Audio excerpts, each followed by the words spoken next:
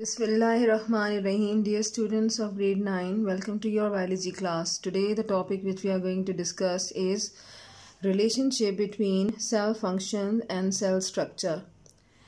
This topic is mentioned in chapter number 4, Cells and Tissues, on page number 67 of your textbook. So dear students, under this main topic of relationship between cell function and cell structure, I am going to read the first paragraph. The bodies of animals and plants are made of different cell types. जानवरों यानी हैवानात और पौधों की जो अक़साम हैं, उनकी जो bodies हैं, वो मुख्तलिफ़ किस्म के सेल की अक़साम से मिलकर बने हैं. Each type perform a specific function and all coordinated functions become the life processes of organism. हर किस्म का सेल अपना एक मखसूस काम अंजाम देता है और ये तमाम काम आपस में बाहम मरबूत होते हैं, आपस में मिले होते हैं और किसी भी ऑर्गेनिज्म की डिफरेंट जो लाइफ प्रोसेसेस होते हैं जो उनकी बॉडी में मुख्तलिफ़ किस्म के अफ़आल अंजाम देते हैं, ये तमाम डिफरेंट टाइप्स ऑफ सेल्स आपस में मिलकर उस ऑर्गेनिज्म के वो काम या वो अफ़आल अंजाम देते हैं. Cells of one type may differ from those of other type in the following respects. अब हम एक टेबल की शक्ल में वो डिफरेंट टाइप्स ऑफ सेल जो कि अभी हम डिस्कस करने जा रहे हैं उनके बारे में पढ़ेंगे और हम ये भी जानेंगे कि किस तरीके से हर सेल टाइप दूसरे से डिफरेंट एस्पेक्ट्स या डिफरेंट रिस्पेक्ट के हवाले से मुख्तलिफ हैं. Now students, first respect, that is size and shape. For this purpose we have some examples. 3 examples are given in front of you. First example is red blood cells, second example is nerve cells, and the third example is xylem cells. So the red blood cells first. Red blood cells are round to accommodate globular hemoglobin. Red blood cells जो हैं वो एक ख़ास किस्म के जो हैं वो सेल्स होते हैं जिनका कलर रेड होता है और इनकी ख़ास शेप होती है, यानी राउंड या ओवल शेप के ये सेल्स होते हैं. इनकी शेप हम चूँकि डिस्कस करेंगे साइज़ एंड शेप. तो रेड ब्लड सेल्स का जो शेप है वो राउंड क्यों होता है? ये राउंड इसलिए होता है ताकि ये अपने अंदर एक राउंड शेप की प्रोटीन, ब्लड प्रोटीन जिसे कहा जाता है, हीमोग्लोबिन, उसको अपने अंदर जगह दे सके या समा सके. And we know very well that what is the function of the red blood cells? Red blood cells transport oxygen throughout in your body. Another example, nerve cells. How can we relate nerve cells with the size and shape?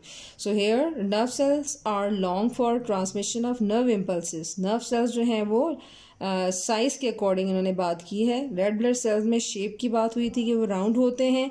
अब size के हवाले से कह रहे हैं कि nerve cells जो हैं वो लॉन्ग होते हैं, यानी लंबाई में या लंबे होते हैं या लंबाई के रुख जो है वो तवील होते हैं और पूरे जिस्म में ये फैले होते हैं. और क्यों होते हैं ये लॉन्ग? क्योंकि इनका काम ही इनकी लेंथ पर डिपेंड करता है. What is the function?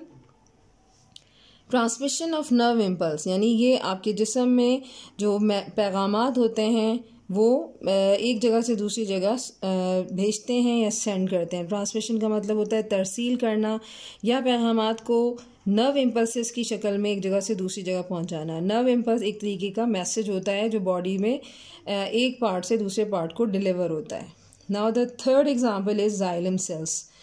Xylem cells are tube-like and have thick walls for conduction of water and support. इसी तरीके से with respect to size and shape, third example हमारी xylem cells है.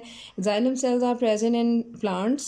ये ज़्यादातर plants में मौजूद जो आपके different plants होते हैं जिन्हें हम vascular plants कहते हैं, उनमें पाए जाने वाले cells हैं. ये ट्यूब की तरह यानी पाइप की तरह होते हैं. इनकी walls या दीवारें मोटी होती हैं ताकि ये अपने अंदर वाटर जो है एक जगह से दूसरी जगह पहुंचा सकें, पौधे के अंदर ही वाटर की तरसील कर सकें, वाटर को ट्रांसपोर्ट कर सकें और साथ साथ इनका काम पौधे के कुछ पार्ट्स को सपोर्ट देना है. सपोर्ट का मतलब होता है सहारा देना. Another respect or another aspect by which you can relate cell type with their function is surface area to volume ratio. Example of surface area to volume ratio is root hair cell. यानी root hair sales, जड़ों में पाए जाने वाले जो जड़ बाल जिन्हें हम कहते हैं उर्दू में, ये surface area to volume ratio की एक बेस्ट एग्जांपल है। Root hair cells have large surface area for the maximum absorption of water and salts. Surface area to volume ratio में हम ये देखेंगे कि रूट हेयर सेल जो कि बहुत ही छोटे छोटे माइक्रोस्कोपिक सेल्स होते हैं, ये एक बहुत बड़ी तादाद में पौधे के अंदर, पौधे के सेल्स में स्पेशली रूट्स में पाए जाते हैं और इनका ज़्यादा से ज़्यादा जगह घेरना, सरफेस एरिया का मतलब होता है लार्ज सरफेस एरिया मीन कि ज़्यादा से ज़्यादा ये जगह घेरते हैं और जितने ये छोटे होते हैं उतनी ही जगह घेरने की इनमें कैपेसिटी ज़्यादा होती है। लिहाजा लार्ज सरफेस एरिया की मदद से ये पानी और नमकियात की ज़्यादा से ज़्यादा एब्जॉर्प्शन पौधे के लिए यकीनी बनाते हैं। तो surface area to volume ratio का मतलब ये है कि सरफेस एरिया बहुत ज़्यादा होता है, साइज़ इनका छोटा होता है, कम साइज़ और ज़्यादा जगह घेरने की वजह से ये ज़्यादा से ज़्यादा पौधे के लिए पानी और नमकियात का इंतज़ाम करते हैं, यानी इनको जज़्ब करने के लिए पौधे की हेल्प करते हैं।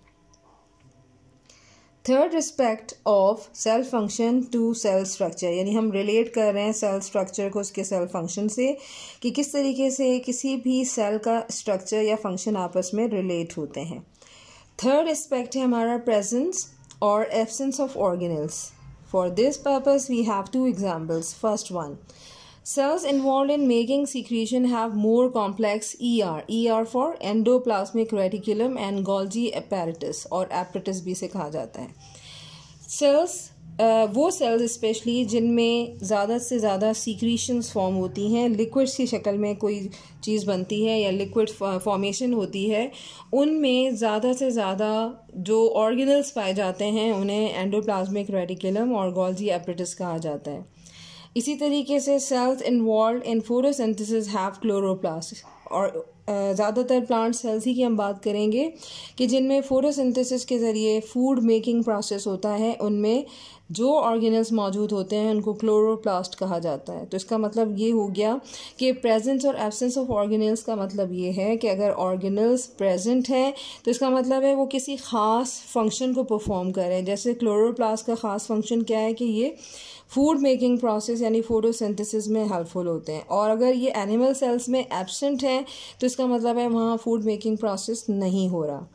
इसी तरीके से जो सेल्स सिक्रीशंस बनाते हैं, लिक्विड्स फॉर्म करते हैं, उनके अंदर एंडोप्लाज्मिक रेटिकुलम और गोल्जी एपरेटस का होना ज़रूरी है। अगर जहाँ पर सिक्रीशंस नहीं बनती तो उन सेल्स में ये दो ऑर्गेनल्स मौजूद नहीं होंगे, जो इंडिकेट कर रहा है कि कुछ सेल्स के अंदर ऑर्गेनल्स की मौजूदगी और गैर मौजूदगी इस बात को यकीनी बना रही है कि असल में वो ऑर्गेनल एक मखसूस काम अंजाम देते हैं, और उस मखसूस काम अंजाम देने के लिए सेल्स के अंदर उन ऑर्गेनल्स का होना ज़रूरी होता है।